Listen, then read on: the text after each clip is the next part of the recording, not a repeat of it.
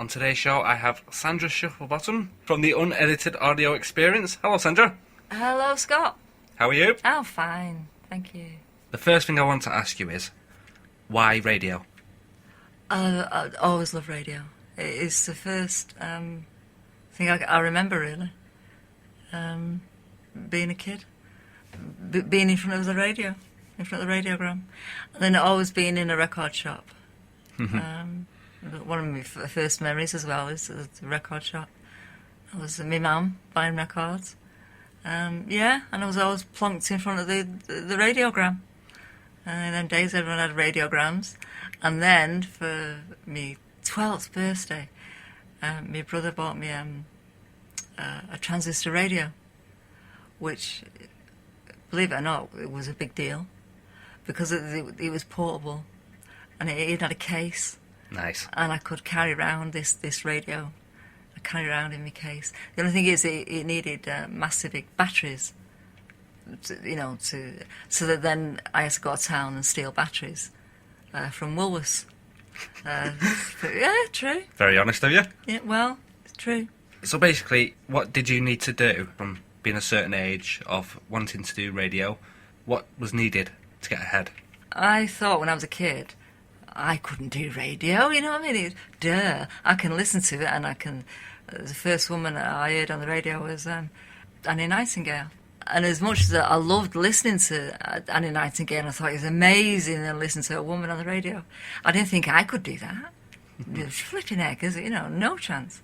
And it wasn't until I was losing my house and my job was doing my head in, and it came up, I heard this advert, do you want to do a degree in radio? So I thought, you know what, I'm going to have a bit of that. So I jacked my job, and I went and done a degree course. And in the middle of that, I was homeless, and, so what, carried on. And I ended up getting a degree and graduating. So, the Unedited Audio Experience, how long has it been on for? Oh, years. It started in 2006. Wow. But they had a bit of a problem because I was doing a daytime show. Yes. They said I couldn't use my name, you know what I mean, the name I wanted to call it.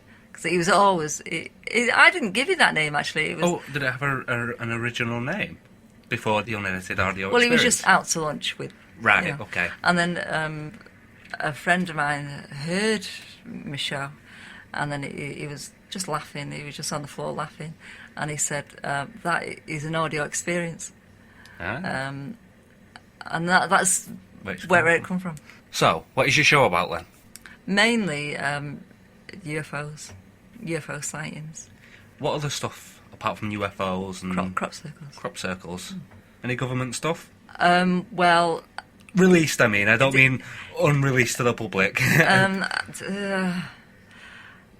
I have put out some stuff that I maybe shouldn't have put out. Oops. But, But then it was authorised to. Yeah, well... Blah, blah, blah. But, I played it. And whether I should have, whether I shouldn't, it matters not, because it went out. And it's been played and it's out there now, and, if people heard it, great. If they didn't, you missed out. Will you have any new features coming to your show, or is it just you've got a base laid down now? I've pretty much got it boxed. The other features. One, me, who are the people in your neighbourhood? That come from, I did 2 weeks Tameside Radio, and of me work experience. And they said, redo our Blue Plaque Trail, because they had a Blue Plaque Trail. So I rewrote and recorded their Blue Plaque Trail, and thought, well, I'm having it, seeing as I wrote it. So I nicked it. And it was yours too. It was mine to nick, you know what I mean? But as well as that, I added to it. So who's the most influential person that you've ever interviewed on your show? One that makes you think, wow, you're amazing. Well, Frank Sidebottom was... Oh, yeah, of course. He was... that was a great show. Legend. I interviewed one lady called Jerry Smith, who was a music teacher.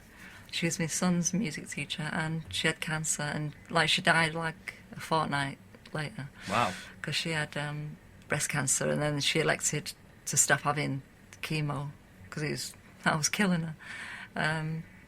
So yeah, she died. So the show done with her was brilliant, completely brilliant.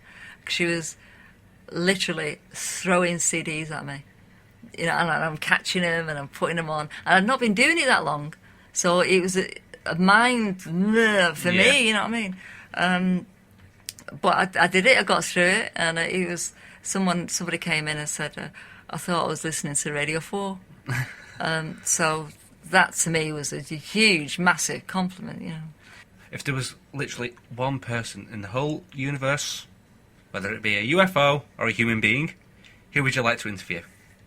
I'd love to interview Paul Weller. In the whole world? Yeah, literally. Anybody? Anyone? Yeah, Paul Weller. Paul Weller would be a good one.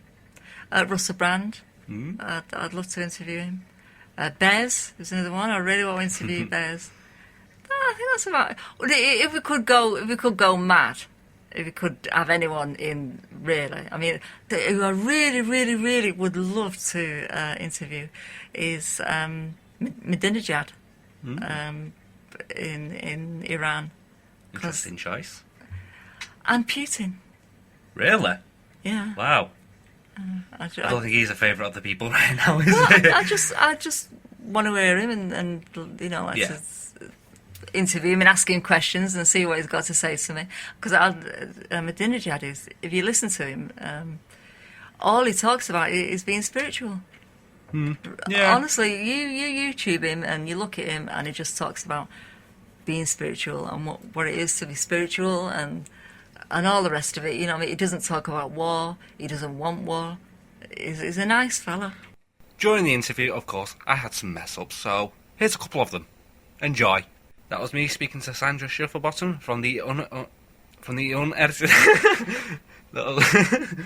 that was me speaking to Shufflebottom Sandra.